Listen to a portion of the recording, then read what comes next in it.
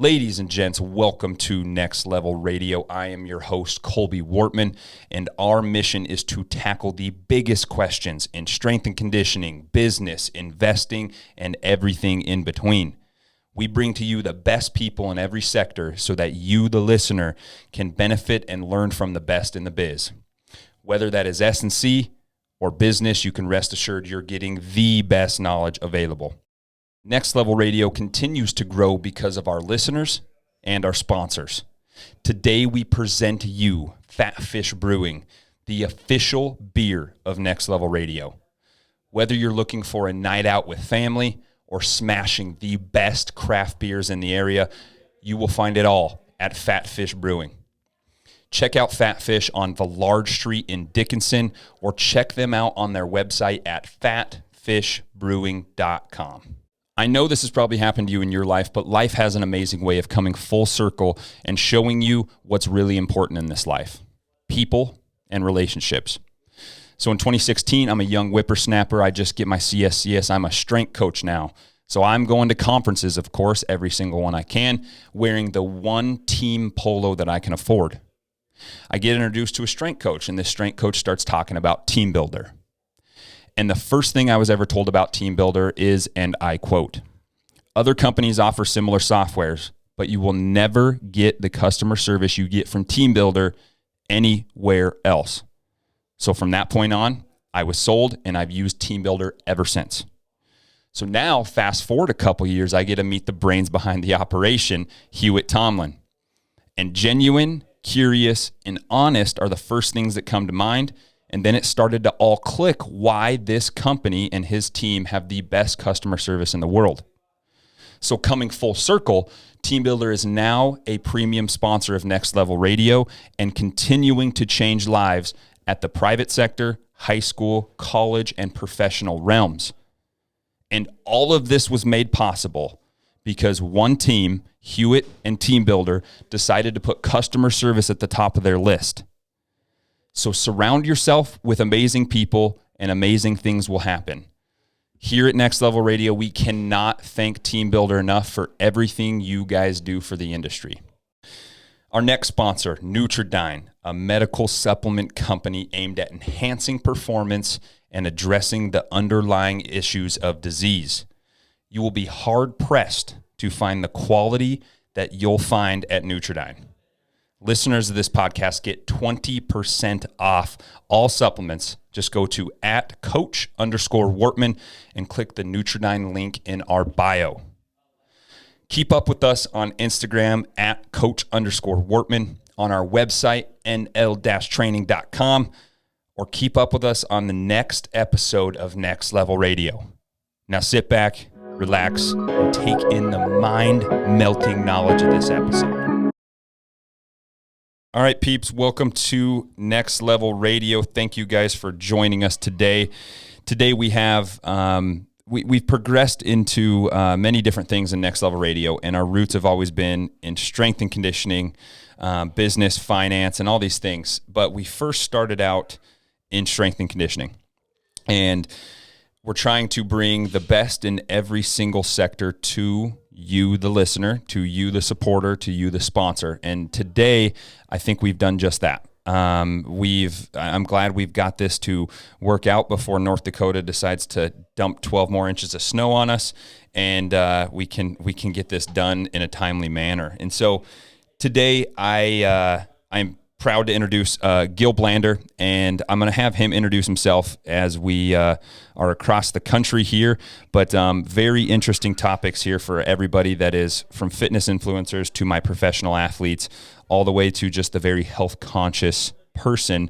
And instead of being in a reactive nature that medicine has been built on for hundreds of years, we can actually flip that script. And so, Gil, I'll actually have you introduce yourself, my friend. Sure. First, thank you for inviting me, Colby. So my name is Gil Blander, and I'm a scientist in background, PhD in biology from the Weizmann Institute of Science in Israel. And I was and still fascinated by the aging process. I wanted to understand, why do we age? Why do we accumulate age-related diseases when we become older? and how can we improve the quality of life, and how can we improve the lifespan, but also the health span. So I decided to join one of the best labs that studied aging in the world, the lab of Leniger at MIT, and I spent 5 years there. And then during that time, I was exposed to the high-tech biotech pharmaceutical environment of Cambridge, which is the city that actually MIT located next to Boston. And I realized that actually those companies are doing a lot of good activity for humanity. And I realized that maybe I should start my own company than being a professor in the academia. So after 5 years at MIT, I left and start working in the academia, in the industry. And during that time, I built some models for caloric restriction. And Colby, I'm not sure if your audience are aware of that or not. Do they? Yeah, okay. So I started to build some model of caloric restriction to try to understand what's happening under the hoods and why caloric restriction extend the lifespan. And I got a very interesting result, and the result in a nutshell showed that if you try to mimic caloric restriction with some small molecules, it's very hard to do it. Even the best small molecule at that time done only 10% of what caloric restriction is doing. So I said you might need like 20 different small molecules in order to mimic caloric restriction. So the idea was, if that's the case, maybe instead of using some synthetic molecule, let's try to use food as a drug of choice. But in order to do that, let's try to understand what is the difference between Gil and Colby.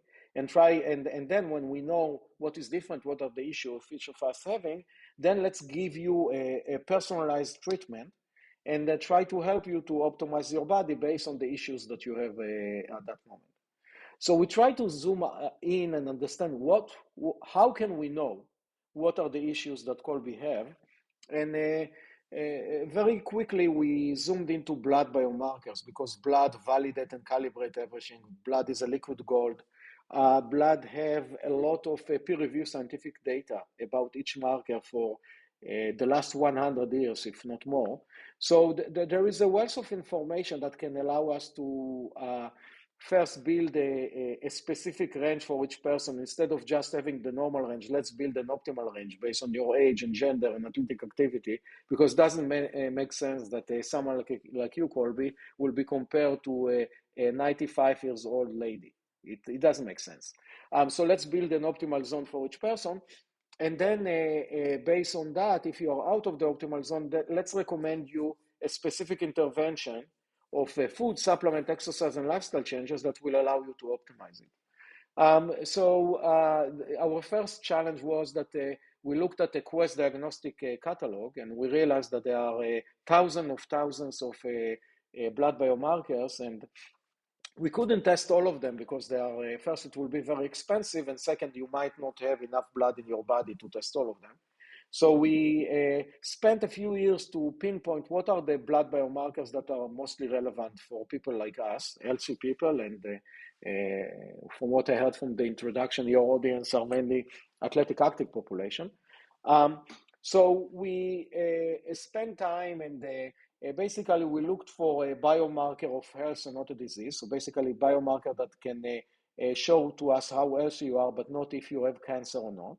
We looked for biomarkers that you can modulate with a simple and natural intervention, such as food, supplement, exercise, and lifestyle changes. So a marker like testosterone, cortisol, glucose, but not a marker like thyroid, because thyroid hormone is very hard to modulate without drugs. And the last one is that markers that at least 1% of the population have an issue with. So doing all of that, we have today a battery of around 45 blood biomarkers that we are routinely testing. More recently, we added DNA to the mix. So our user can go and test their DNA, and the DNA can tell us not only if you have an issue, let's assume that your glucose is high, but also whether you have a high risk to have high glucose or not. Or can tell us whether you have a predisposition to be gluten intolerant, or predisposition to be nut intolerant, or have high risk to have high inflammation. So the DNA help us to understand what is your potential. And more recently, we had the data from activity tracker. So we added Fitbit and Garmin and Apple Watch. And the data that we are looking at is, first of all, your activity, and basically looking at that, and that can help us to know what recommendation to give you, and also to know if you have done this recommendation. But also we are looking at some what I call physiological markers, such as resting heart rate and deep sleep and REM sleep and total sleep.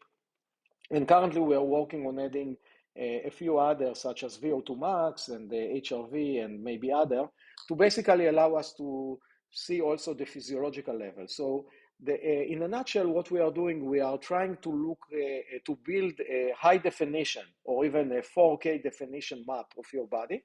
And then based on that, giving you the best recommendation, how can you optimize your body, which will allow you to stay in your peak performance and hopefully delay the reason for you to get sick and be treated by the physician. So that's a high level, the background of myself and the company. Yeah, I have a bunch of good friends that are high level strength and conditioning coaches at universities, such as I have, and at Kentucky with the men's basketball team. You talked about Garmin, Apple Watches, and all that stuff, and I really like the trend of where the industry is going, because where we were before was one size fits all on the strength and conditioning side, and just everybody needs to do this. And we know that we have to ride this fine line between individuality and time, especially in the strength world. We have to get it done in a timely fashion. And so they've been doing a lot of so they're tracking everything. It's very fluid programming. So each individual, they are actually putting a lot of data on heart rate variability. We all know it's not perfect, but it's a good metric for our stressors in, our stressors out. And so they actually do a lot of heart rate variability. They're tracking everybody 24/7. And that individual comes in, they just broke up with their girlfriend, they failed a test, and heart rate variability is off the charts. They have a different program set up for them when they come into the Kentucky men's basketball realm. And so stuff that you're doing and where the strength world meets, it's starting to really pick up to where that one size fits all isn't going to cut it anymore. It can get you to a point, but you and Dr. Sinclair and all your whole company is going towards optimal, not just getting by, you know? Exactly, yeah. And by the way, in the past, I think that I presented in a conference related to strength and conditioning, BSMPG, something like that, Boston Sport Performance. Art Horn, if you know him, he's now, I think that he's the strength and condition coach of the Boston Celtics right now. He had a conference like that. So I've been involved, and actually we are working and used to work with a lot of professional athletes and a lot of teams. So we are definitely aware of this domain, and we think that definitely you and your audience can benefit from using Insta Tracker, and definitely we can also learn from you guys, because you are ahead of the curve, bleeding edge of let's say performance, and definitely you know a lot of things that others don't know. Yes. When you first started too, this is before MIT, before your undergrad too. Obviously, you always had this niche, this passion for biology. However that transpires, biology as a whole. Was it always the plan? Was it always the plan to kind of get into what you're doing now, or what was your passion, and how did it lead you to where you're at now? Yeah, actually, my passion was physics. So I really wanted to be I don't know, a professor in physics or something like that. But when I realized that I want to live forever, I realized that it's very hard to do it with physics. So I said, okay, I'll learn biology. So it's definitely not that I had a passion for a specific domain. I'm more like a goal-oriented. And because the goal is to allow people to live a better, longer life, I said, okay, I need to study biology. So there was no plan in that direction. Okay. Where did you, I hadn't asked this originally, where did you grow up? Yeah, I grew up in Israel, in a very small town in Israel in the north. And I'm very proud to say that I'm sure that you know in the US you have every year you have like a survey and what is the best school in a specific state and so on. So there is also such a survey in Israel, and actually I remember that one time my town got the last position, and I'm very proud of that. That even so that I learned in the worst school system in Israel, I somehow succeed to get to where I am I. So it's a funny anecdote. Yep. So in my life personally, you and I haven't got to talk extensively, but in my life, I came to a Y in the road, and it became between going to the military and going and playing college football, and I chose to play college football, and absolutely loved my experience. When I was doing some research on inside tracking, or on Inside Tracker, I was looking, and it stated early on you guys got a military contract, and that interests me, and I kind of wanted to see like what did that involve. And I know it's based out of performance for those guys. These are athletes at their finest. So what did that involve, as much as you can talk about? Yeah, I don't know if I can talk a lot about that, but it's definitely I can talk a high level. So definitely we see in some different domain that you have superhumans, and superhumans is for you, as you said, football players or NBA players. So they are super human. I went to watch. One game of the Celtics against the Golden States, and I seen Steph Curry shooting like 100 3 pointers, and all of them are in. Like when he got warm up, and that's something that I would assume that maybe he's the only person in the world that can do it.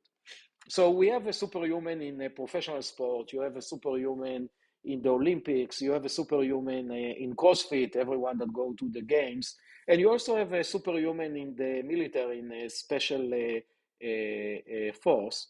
And I think that they realize, like a lot of other superhuman related organization, that Inside Tracker can allow them to optimize those superhumans.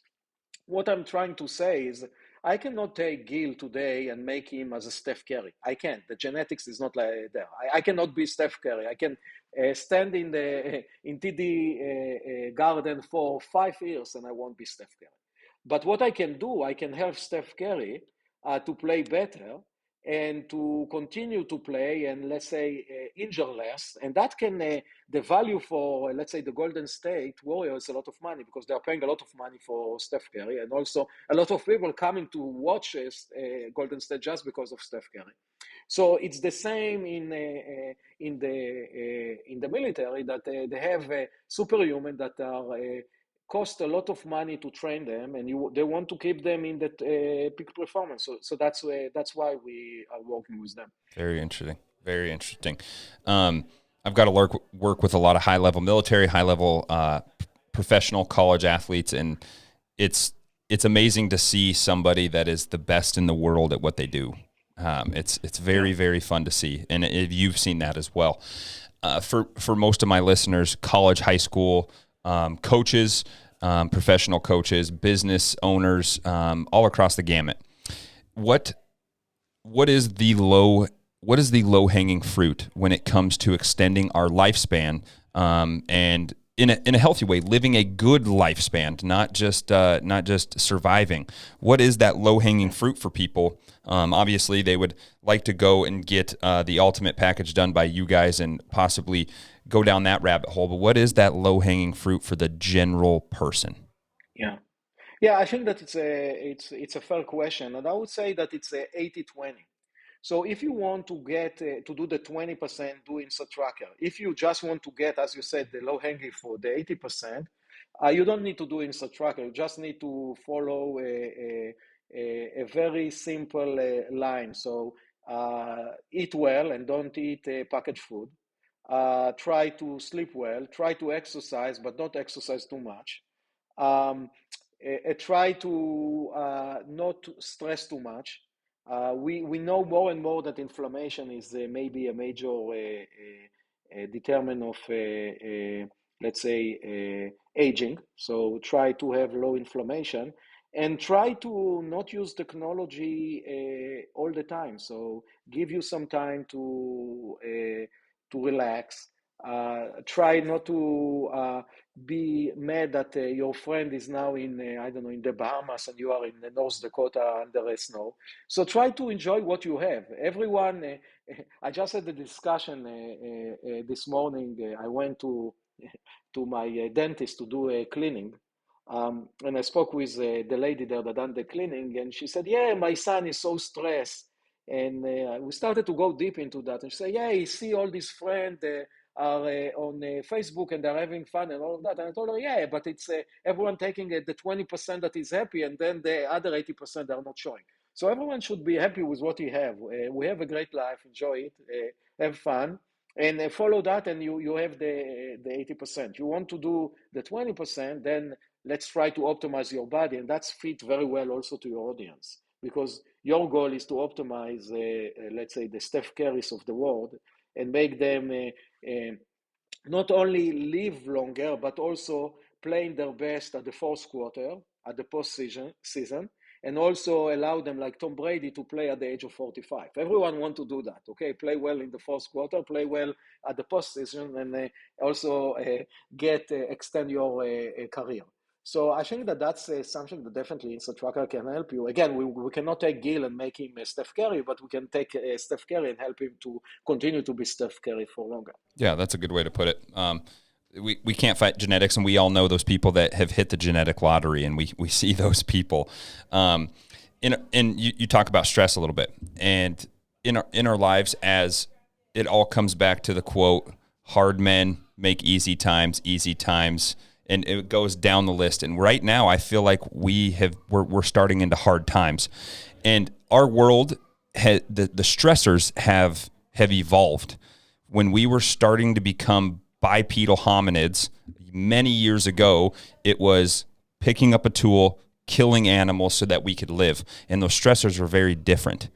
And nowadays, it seems as social media could be a big one, any type of technology, family, all this stuff. But this stress that I always like to tell all my athletes is no matter what the stress is, stress comes into a funnel, and our body is going to respond to that stress. And so how have you seen stressors evolve throughout our time? Obviously, you've seen a lot more than I have. And how much of this stress is having a negative effect on people? What have you guys seen about these stressors that have actually cut years off of our lives? Yeah, so we see a few different kind of stress. So you have the physical stress.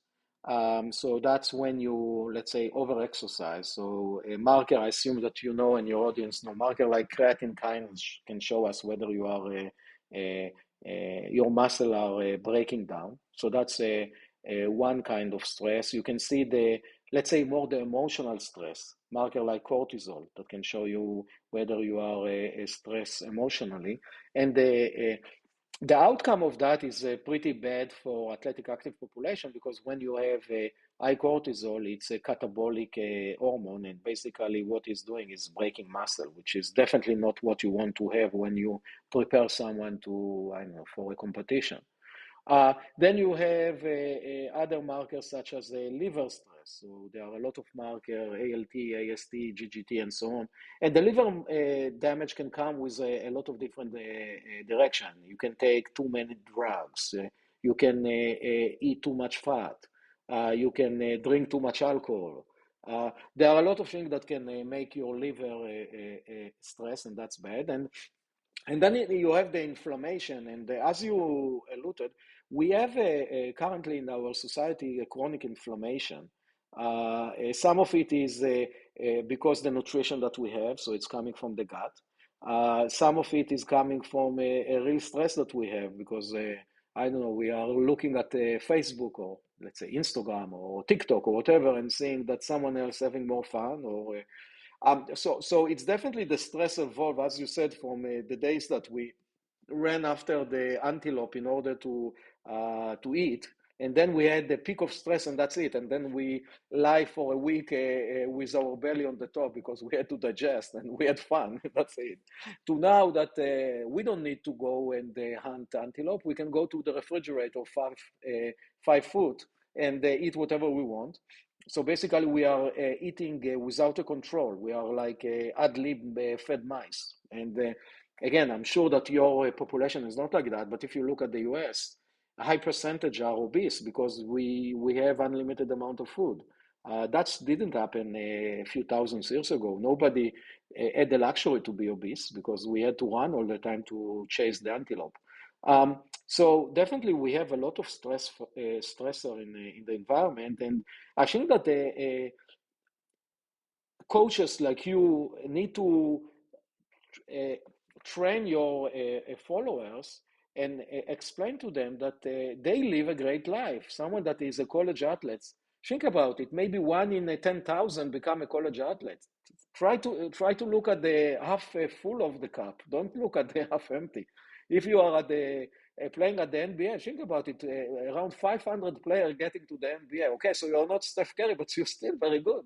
Um, so I think that we need to think about more on the positive than on the negative. Yeah, there are very little people like Steph Curry. Most of us are the hard worker. So the people that are gifted, there are a few. But most of us, if you want to succeed, you need to be a hard worker, be happy about it, and enjoy it. That's it. Don't look at the half empty. Look at the half full. That's the way that I will frame it. It really boils down to that perspective. Like, can we take what we get, and can we actually stress about the things that we can control? We need to control the things we can Yeah. and forget about everything else. And really, when we talk about food, and this is a huge thing that I deal with. I've dealt with it in general population for people that are over consuming, but then I've also coached high level wrestlers and fighters where this is a completely opposite side, where we're actually anti-aging. We're actually cutting years off of our life to an extent when it's not healthy caloric deficits. And it's a whole other side of the realm. And then football players, you're just trying to eat as much as you can. I find it interesting as nutrition has evolved. It used to be our food pyramids when I grew up. Okay, this totally ass backwards food pyramid that killed many people just because the sugar companies were in bed with the government. And it's sad to see because it's ruined people in your life and my life, and it's rampant. So as the nutrition has changed, everybody should know, and maybe most of my audience does, but we also do live in an echo chamber. One, how does overconsumption kill us on a biological level, and how can possibly caloric restriction help that anti-aging process? Yeah, no, that's a great question, and I think it's I think that the way that obesity kill us is pretty simple. There is a lot of correlation between obesity and metabolic related diseases. So basically, cardiovascular disease and diabetes and inflammation related disease. All of that, there is a very strong correlation between that and the overweight. Part of it is because if you think about it, your heart is a muscle. And if you need to pump blood for 200 pound or 500 pound, the muscle need to work much harder, and this muscle cannot take a break. It's like you'll take a break of more than 5 minutes, and that's it. That's the last break that your muscle will take. And if you think about, let's go to diabetes. So think about what make the type 2 diabetes. So you have the beta cells in the pancreas, and they are producing insulin all of the time. So people that eat all the time, they need to produce insulin all the time. So basically, those cells are burning out. And then when they're burning out, you don't have You cannot replace them. Maybe we will be able in the future, but today you cannot. So I think that it's pretty simple to explain why overweight have such an effect on our life. What is interesting actually to see is that even for an overweight person, exercising can decrease significantly the risk. So even if one of your audience, and or maybe it's good for your football player because they become obese just because they need to be in the line or whatever. So for them to do some exercise can a bit decrease the risk that they have because they are high weight. Now, if we are looking at a caloric restriction, so caloric restriction, and I think that it's a good question, and there is a big debate in the literature. What is a real caloric restriction? Because if you will take an obese person and caloric restrict his diet by 30 to 50%, then he will eat like a normal person. It's not like, but still he will see the positive effect. So the question is, what is a real caloric restriction for a normal person? And that's a big debate. I'm not sure that there is an agreement in the literature. But anyway, if we go back for a second for model organism, we can see that caloric restriction by 30 to 50% have been shown to increase the lifespan of those model organisms by 30 to 50%. And that have been shown in a lot of model organisms, starting by yeast and worms and mice and rats and fish and even monkeys. So there is a lot of data that show that caloric restriction can increase the lifespan. It's not only increasing the lifespan, but also the health span. So let me explain what is the difference between lifespan and health span. Lifespan is the amount of time that you live between birth and death, okay? The health span is the amount of time that you live between birth and the first major disease that you have. And in my opinion, it's much more important to increase the health span than the lifespan, because at least for me, I don't want to live another 20 years but connected to a lot of tubes and cannot move. I want to climb a mountain, ride my bike, have fun with my family, enjoy life. I don't want to lie like that. It's not fun. And I assume that most of us will agree with that. So caloric restriction have been shown also to increase the health span. So people or model organism on caloric restriction not only live longer, but also the occurrence or appearance of the first major disease delay significantly. Now, if you look at humans, let's now move to humans. So there are some studies that show that a caloric restriction improve the quality of life. Again, it's very hard to do lifespan experiment with humans because our average lifespan is 80 years, so it's very hard to follow us for as long. But there are some studies that are done by the USDA and others that they looked at a relatively big population for a couple of years. And what they've seen that caloric restriction can improve marker related to longevity. So your lipids and your glucose and your inflammation and the not heart rate, but blood pressure, all of them are going in the right direction when you do that. Also, not surprisingly, when you do caloric restriction, you tend to lose weight. And when you tend to lose weight, your BMI going down, and then that's another effect. So basically, there are good data from studies in humans that show that actually caloric restriction can help us to improve marker related to longevity. What is also interesting to discuss is how do you do that? So there are different ways to do that. One way is basically to cut the calories significantly. So let's say every day you eat 30 to 50% less. There are a few thousands of people like that are doing it, but it's very tough. It's very tough for a human to do that because we are not in a cage. So how do you control it? How do you control the fact that you walk in the street and you smell the hamburger or you smell the cake? Or it's very hard to do it. So in the studies that I discussed, what they succeed to do is they cut the amount of calories by around 15%. Okay, so it's not as good as what they done for a model organism, but it's still significant. Another way to do it, to make it easier for human, is to do what we call intermittent fasting. Okay, so instead of come say every day I will eat 30 or 50% less, let's do it in a way that, for example, every other day I will fast. So on Sunday I will eat normal, and Monday I'll fast. On Tuesday I'll eat normal, on Wednesday I'll fast. So that's one way. Another way is to do 4-1. So 4 days eat as normal, 1 day fast. Okay. Another way is what I'm doing, and I think that the majority of the people are doing, is basically a time restricted feeding. So basically have around 8 hours a day of feeding and 16 hours of the day that you are under fasting condition. What is nice about it, that it's not too hard to do it, because if you think about it, anyway at night, unless you are crazy, you don't eat. And then what you need to do is expand a bit the time that you make the dinner as early as possible and make the breakfast as late as possible. And then you can do something like eat breakfast at 11 and then eat a dinner at 7, or eat breakfast at 10 and dinner at 6, or something like that. And then you are good. What is nice about it also is that you need to make 2 decisions a day.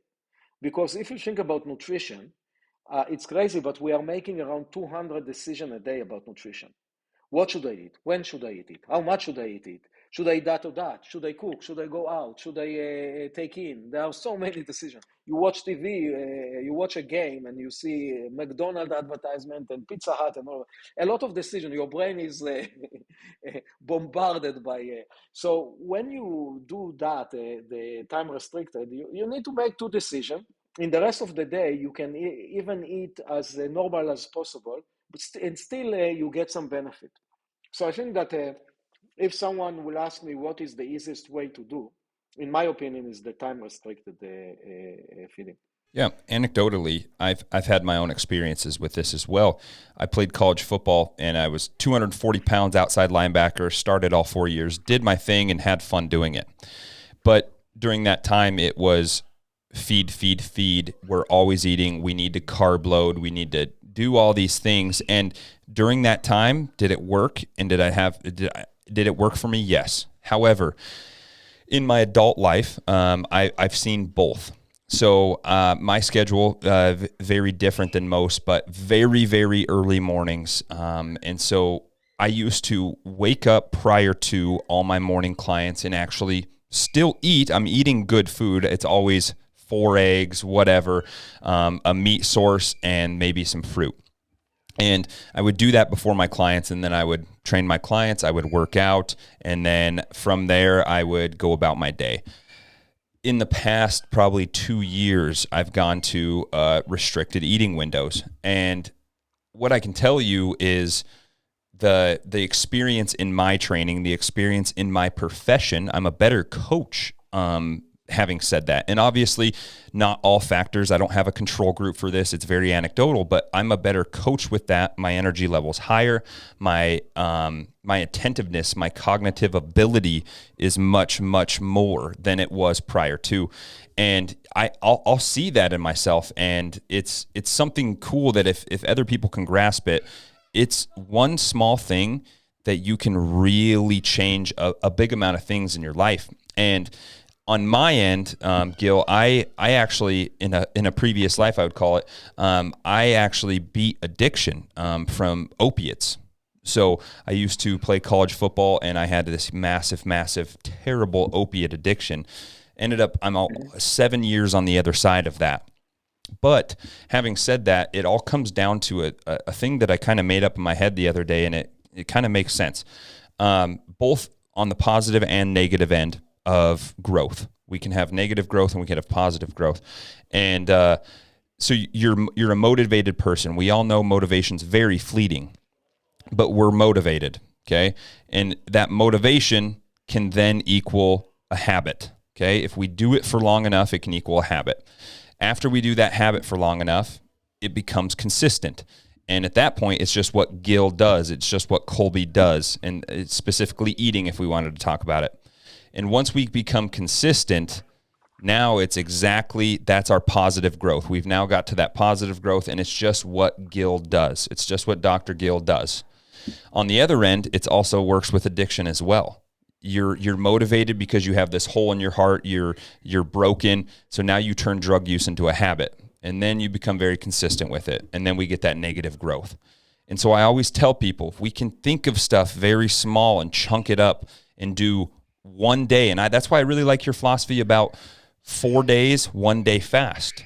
People can do these things that can chunk things up and make them much more digestible, no pun intended, for them.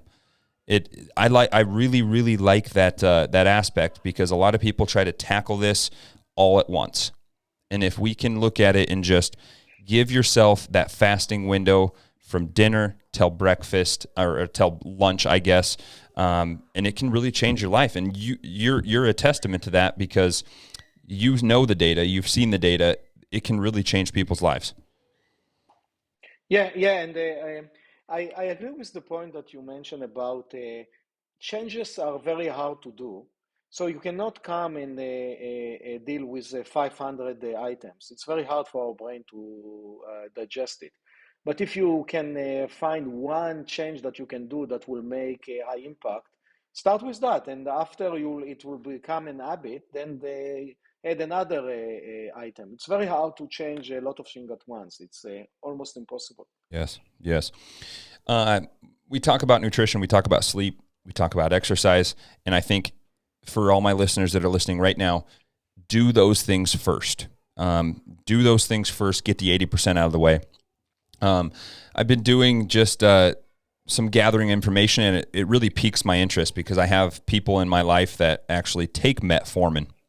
And I kind of want to hear your basis behind it, because again, I'm saying do the 80% first and get that out of the way. But what have you found? I know your friend David Sinclair is also a proponent of metformin, and I kind of want to hear your thoughts, and I want to hear the background behind what you know and what it can do. Yeah, so definitely metformin is a very interesting a drug. It's currently the indication of metformin is for diabetic population, or specifically for a pre-diabetic. And the pre-diabetic and the diabetic population are taking metformin for decades.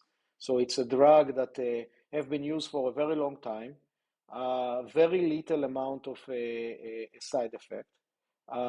One of actually the side effect can be that it's can break muscle. So I'm not sure that it's the best solution for someone that want to play linebacker in football. But maybe that's the major side effect of that. What is interesting about metformin is that when the scientific community started to look at metformin, they realized that diabetic usually live around more than a decade less on average than normal people. So basically, if you have a diabetes, sorry, you have a much higher chance to die younger than someone that doesn't have diabetes. But when you compare those diabetic population to subpopulation of diabetic population that consume metformin, they actually then live as long or maybe even longer than normal people that doesn't consume metformin. So basically, by coincidence, there is a very nice study that I've done on millions and millions of people that show that the subpopulation that consume metformin actually live as long or even a bit longer than a subpopulation of healthy people that doesn't take metformin, which is almost everyone, because almost everyone doesn't take metformin. So that's a very interesting data. Also, metformin was tested in a model organism, and in some experiment, not in all of them, they have shown a positive effect of metformin. Um, and what's happening right now is there is a study. There is a professor at Albert Einstein in New York that actually running a study on a healthy human on metformin and trying to show what is the effect of metformin on healthy people, because it haven't been let's say, nobody done a real study on that. So that's a study that's running, but based on all of that information, a lot of people decided by themselves that the scientific data is good enough and they are consuming metformin. I'm not consuming metformin. I know that I have some friends that consuming metformin, and that's okay. I prefer to be a bit more careful, but looking at the data is very positive, and I think that there is a very good chance that actually metformin can be a longevity-related drugs.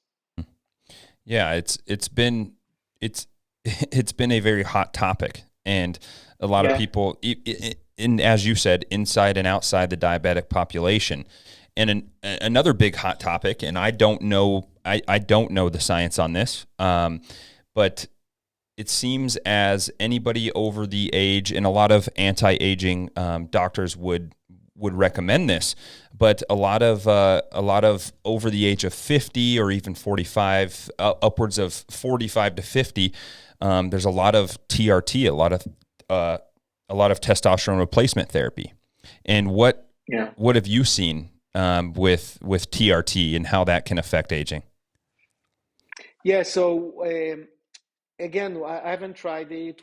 I'm not working on that, but if you look at testosterone, it's well known that the testosterone in an average male is dropping by 1 to 2% a year, year over year. So our testosterone naturally decay. You can do it with testosterone replacement treatment, or you can try to do it naturally. It's much harder to do it naturally, but I really support the natural way. So the natural way is to sleep well, to eat well, to exercise, but don't exercise too much. And you can maintain the testosterone in a good way. We have a pretty big population of males in Insta Tracker, and the majority of them can take care of their testosterone in the right way without doing that. If someone wants to do it, that's okay. It's something that a physician can help you to do that. But again, I'm not a I don't like to encourage people to take a drug if they don't have to take it. Exactly. And that brings up a good perspective, because a lot of people will do anything and everything with no morality or no barriers on it. And then there's other Yeah. people that want to still have the effects, but still kind of hold to their morals, you know? And so what, from an I'm going to call you the anti-aging guru, what does your anti-aging protocol look like for yourself? Like what does Gil do for anti-aging? Yeah, maybe before that, just getting back to the TRT for a second, you need also to understand that if you have a high testosterone, it can also promote prostate cancer and other issues. So every drug that you are taking can have a side effect, and that's why I'm very careful of adding drugs to my system. So just know that. Now, if you ask me what I'm doing, so first of all, as we discussed, I'm doing the intermittent fasting. I'm doing it for already a few years.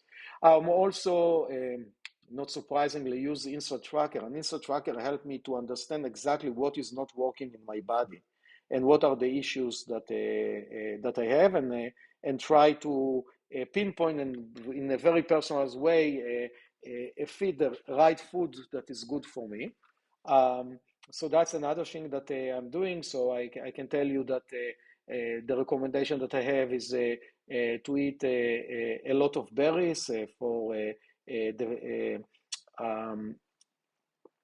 to get the fiber from the berries, but also the antioxidant, because I have some issues with borderline glucose, and also for the inflammation that I have a bit.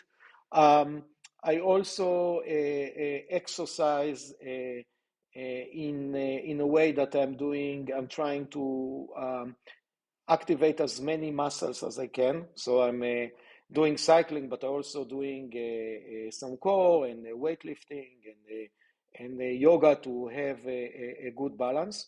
And let's talk about the balance for a second. So balance is not only important for a football player when he's trying to push another football player, but it's super important when you get older. Because if you look at the major reason for you to have the first major disease as an older person is basically a fall. So an older person is fall down, and then he or she break the hip, and then they get to a major operation, and that's it, most of the cases. So keeping your balance and keeping your muscle tone is so important. I have to say that it's much easier to build muscle where you are in the 20s than you are 30s and you are 40s and you are 50s. So every year that you become older, it's much harder to build the muscle, but it's very important to keep it. So I will strongly recommend your audience to, if they are a bit older, to work hard on that, keep the muscle, but also build the balance. The balance is really, really important for you when you become older. And also when you're injured, when you are older, you will see that the healing take much longer. So if you have the right muscle mass and you have a good balance, you have a less chance to get injured, but also a better chance to recover faster.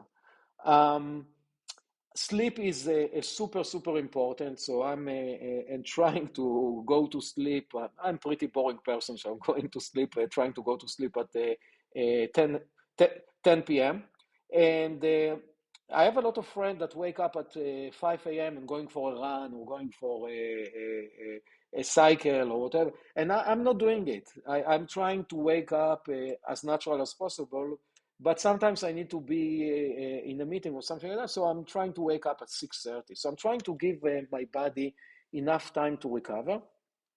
Also, the wind down before sleep is very important. Try to do some massage or listen to relaxing music or spend time with your spouse. Or you don't need to be on the TV, on the computer all the time. Give your brain time to.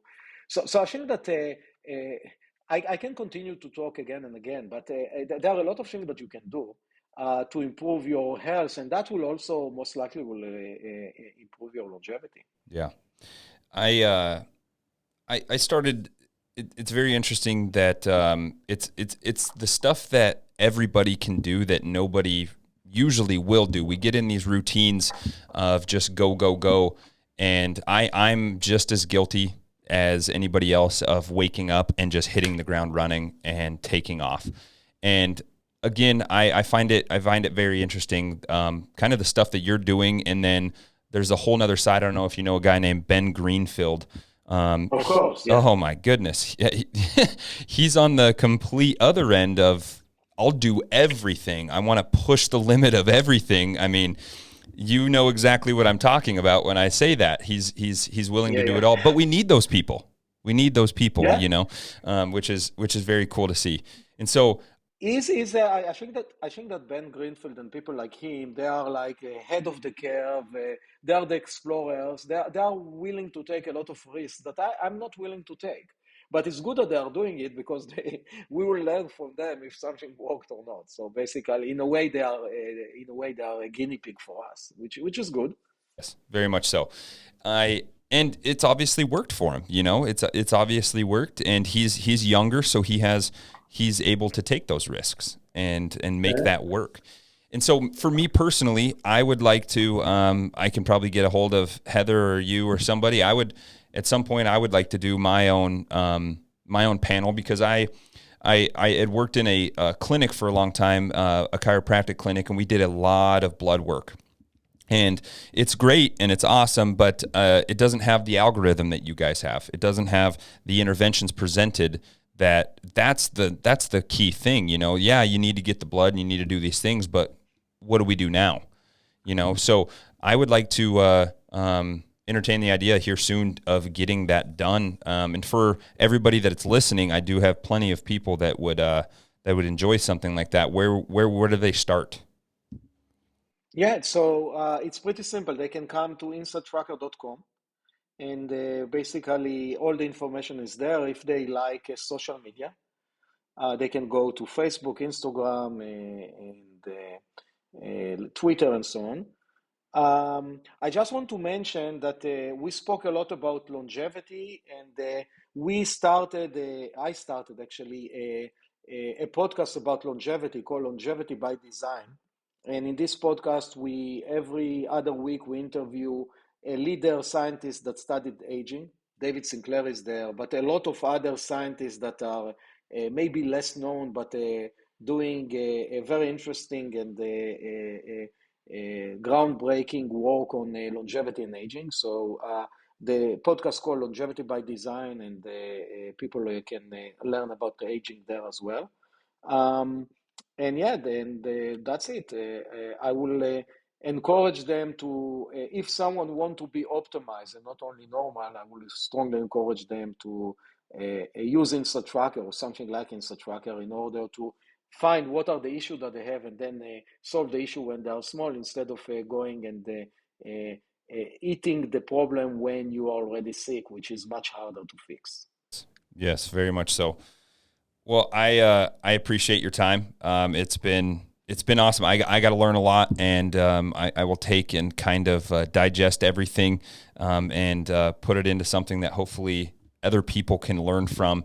And so, I appreciate your time. I'm sure we will be keeping in touch, and I would like to come get my blood work done at some point. So, is there anything else that you would like to chat about? No, thank you so much. And for everyone, just stay healthy and fit, and enjoy life. Enjoy life's the big one. I was just going to get back to that, change that perspective a little bit. Okay. Yes, sir. Awesome. Well, thank you very much. Next Level Radio, you guys can find anything you need. I checked out social media, everything, InsideTracker.com, and on Instagram at InsideTracker. And it's very interesting. If you are the select few of those people that I know I'm talking to you right now on my podcast, go get it done.